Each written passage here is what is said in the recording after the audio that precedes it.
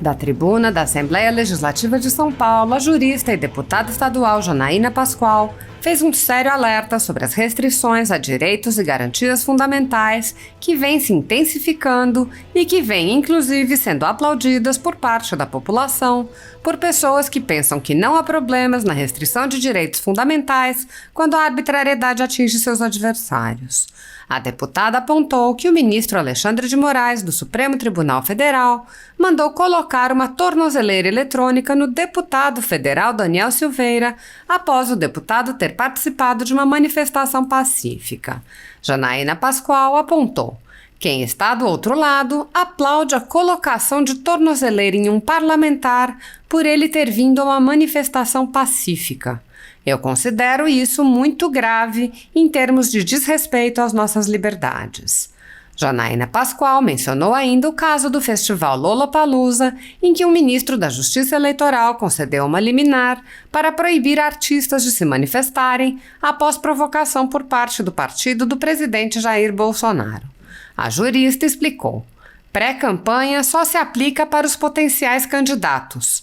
Não existe pré-campanha de cidadão eleitor, por mais conhecido e famoso que seja.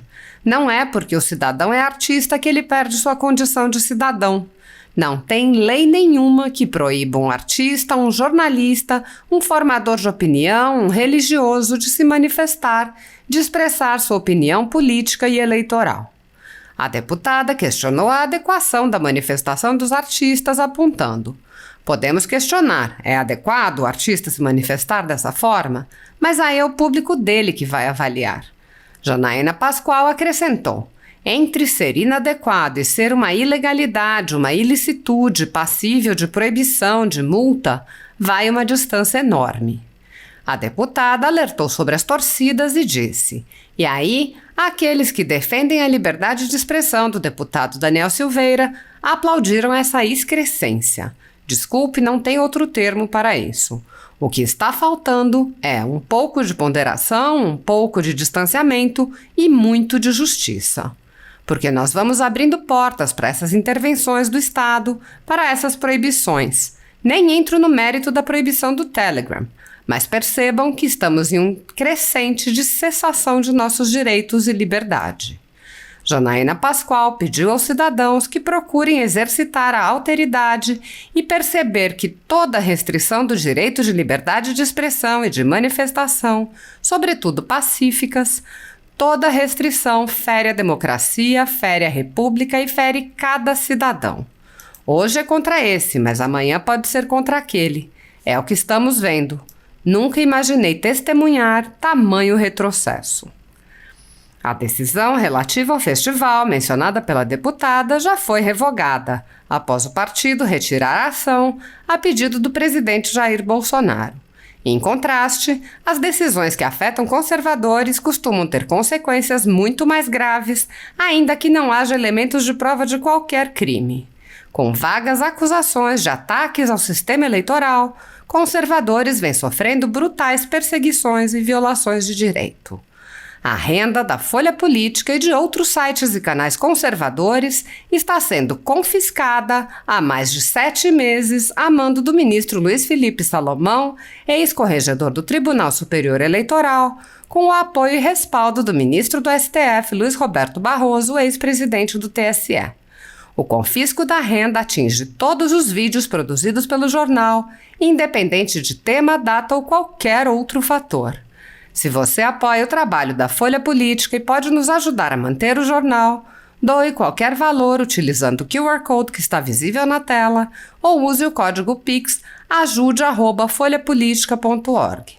Caso não utilize PIX, há a opção de transferência bancária para a conta da empresa Raposo Fernandes, disponível na descrição deste vídeo e no comentário fixado no topo. Com a sua ajuda, a Folha Política poderá se manter firme e continuar o seu trabalho. PIX ajude@folhapolitica.org. Assista. Obrigada, senhor presidente. Eu queria chamar a atenção no bom sentido, né, na primeira intervenção falei de questões internas aqui, agora gostaria de falar um pouquinho da situação nacional.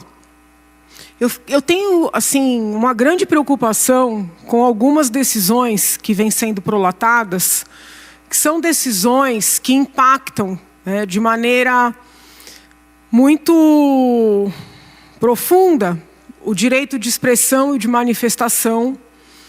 E são decisões que vêm sendo aplaudidas. Em regra, né, vou utilizar uma expressão não jurídica, pela torcida adversária do impactado. Então, há alguns dias, acho que no final da semana passada, o ministro Alexandre de Moraes determinou a colocação de uma tornozeleira eletrônica no deputado federal Daniel Silveira. E por quê? Porque ele esteve aqui na porta da Assembleia numa manifestação, eu não consigo me lembrar o assunto agora, mas uma manifestação pacífica, né? Tão pacífica que nós que estávamos trabalhando nem tomamos conhecimento, não teve algazarra, não teve quebra-quebra, não teve gritaria, não teve nada. Então, Janaína, mas lá atrás o deputado gravou um vídeo, o deputado exorbitou. Eu realmente não corroborei o vídeo que o deputado gravou. Sempre disse e digo que as críticas devem ser feitas de maneira urbana, né, de maneira respeitosa, sem adjetivos, sem frases que possam ser consideradas ameaçadoras. Então, não estou aqui defendendo o vídeo, mas não me parece razoável, né, que uma manifestação, por mais inadequada que seja, além da prisão, além de várias restrições, agora enseje que um deputado, né, em ano eleitoral, utilize uma tornozeleira eletrônica, sendo que, né, não houve nenhum tipo de imputação a ele de desvio de verbas, de ato de corrupção, de solicitações indevidas. E o que acontece? Né, como o deputado Daniel Silveira é um bolsonarista daqueles mais aguerridos, quem está do outro lado aplaude. Né, aplaude a colocação de tornozeleira num parlamentar por ele ter vindo a uma manifestação pacífica. Eu considero isso muito grave, em termos de desrespeito às nossas liberdades.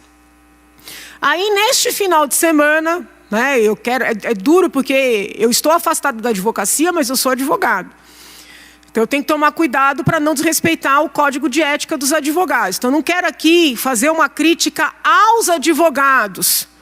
A minha crítica é à iniciativa.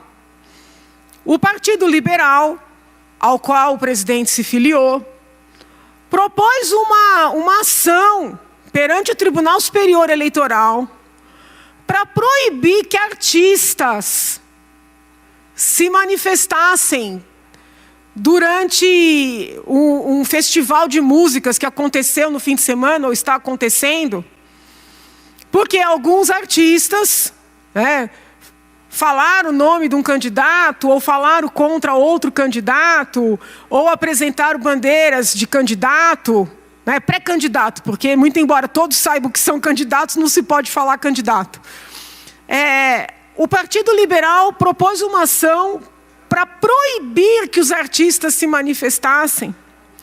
E o que é mais assustador, né, com todo respeito, não acho inteligente essa provocação, porque é o tipo de medida que volta contra, né, porque naquele momento quem está manifestando contra o candidato representado por aquele partido, mas amanhã, né, podem utilizar o precedente, né, contra o candidato que o pediu. Então não acho nem um pouco inteligente.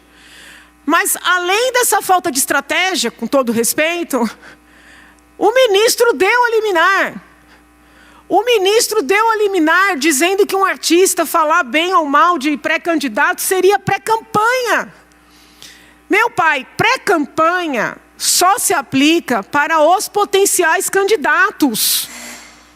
Não existe pré-campanha de cidadão eleitor, por mais conhecido e famoso que seja. Né? Não é porque o cidadão é artista que ele perde a sua condição de cidadão. Não tem lei nenhuma que proíba um artista, um jornalista, um formador de opinião, um religioso, de se manifestar, de expressar sua opinião política, eleitoral. Nós podemos até... Vossa Excelência me concede um minuto só para finalizar o raciocínio? Nós podemos até fazer uma reflexão sob o ponto de vista da adequação. Porque quando um artista se apresenta, ele se apresenta para uma coletividade. E com certeza naquela coletividade há eleitores dos mais diversos candidatos, das mais diversas linhas ideológicas. Então nós podemos ponderar, é adequado que o artista faça dessa forma? Mas é o público dele que vai avaliar. Eu particularmente não considero adequado, porque me parece que é um desrespeito para com aqueles que estão ali, com o intuito de se divertir, que de repente pensam de forma diferente. Mas aí é uma questão de adequação, não de ilicitude, não de afronta à legislação eleitoral. Como se amanhã a pessoa vai numa missa, vai num culto, e o líder faz algum tipo de comentário. Eu entendo que é inadequado, porque ali entre os fiéis há pessoas que pensam de maneiras diferentes. Mas entre ser inadequado e ser uma ilegalidade, uma ilicitude passível de proibição, de multa, vai uma distância enorme. E aí, aqueles que defendem a liberdade de expressão, de manifestação de Daniel Silveira, do deputado, aplaudiram essa excrescência. Desculpa, não tem outro termo para isso. Então, o que está faltando nesse momento é um pouco de ponderação, um pouco de distanciamento, e muito de justiça. Porque nós vamos abrindo portas para essas intervenções do Estado, para essas proibições. Nem entro no mérito da suspensão do Telegram. Mas percebam os senhores que nós estamos num crescente de cessação dos nossos direitos, das nossas liberdades. Então o que eu venho pedir aqui à esquerda, à direita, a quem ainda não se decidiu, a quem criou outra terminologia para se apresentar, não importa. É que procurem exercitar a alteridade, colocar no lugar do outro, trocar os agentes envolvidos e perceber que toda a restrição do direito de liberdade de expressão e manifestação, sobretudo pacíficas, toda restrição fere a democracia, fere a república e fere cada cidadão. Hoje a decisão está contra aquele, mas pode ser contra o outro no dia seguinte, e é o que nós estamos vendo. E isso é muito ruim. Nunca imaginei testemunhar tamanho retrocesso. Muito obrigada, senhor presidente.